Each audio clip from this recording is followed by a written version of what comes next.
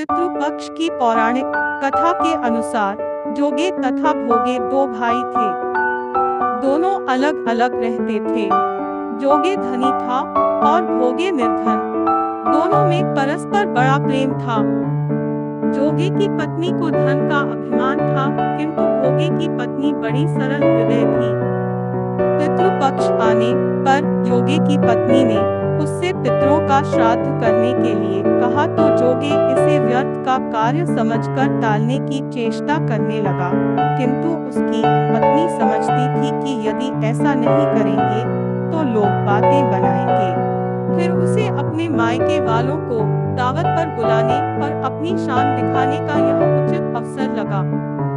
अतः वह बोली, मिनुस आप शायद मेरी परेशानी की वजह से ऐसा कह रहे हैं, किंतु इसमें मुझे कोई परेशानी नहीं होगी।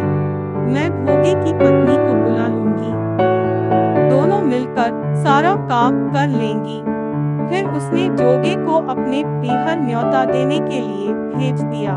दूसरे दिन उसके बुलाने पर भोगे की पत्नी सुबह सवेरे आकर काम में जुट गई। उसने रसोई तैयार की, अनेक पकवान बनाए, फिर सभी काम निपटाकर अपने घर आ गई।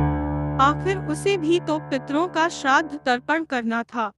इस अवसर पर न जोगे की पत्नी ने उसे रोका न वह रुकी। शीघ्र ही दोपहर हो गई। पितर भूमि पर उतरे।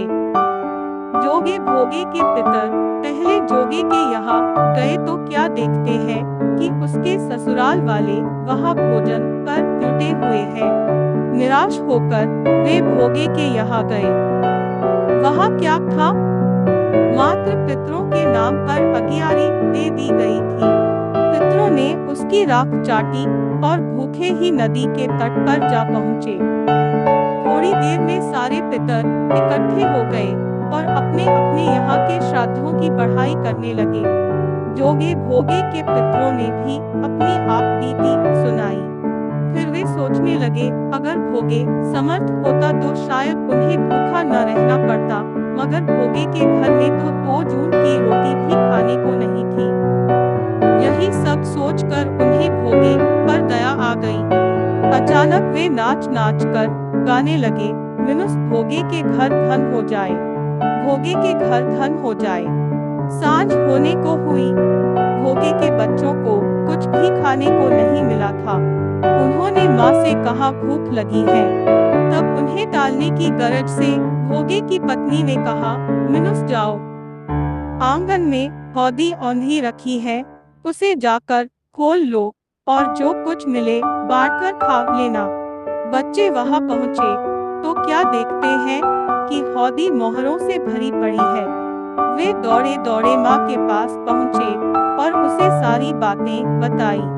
आंगन में आकर भोगे की पत्नी ने यह सब कुछ देखा तो वह भी हैरान रह गई। इस प्रकार भोगे भी धनी हो गया, मगर धन पाकर वह घमंडी नहीं हुआ।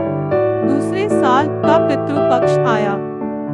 श्राद्ध के दिन भोगे की स्त्री ने 56 प्रकार के व्यंजन बनाए। ब्राह्मणों को बुलाकर श्राद्ध किया, भोजन कराया, दक्षिणा दी। जेठ जेठानी को सोने चांदी के बर्तनों में भोजन कराया। इससे पितर बड़े प्रसन्न तथा तृप्त हुए।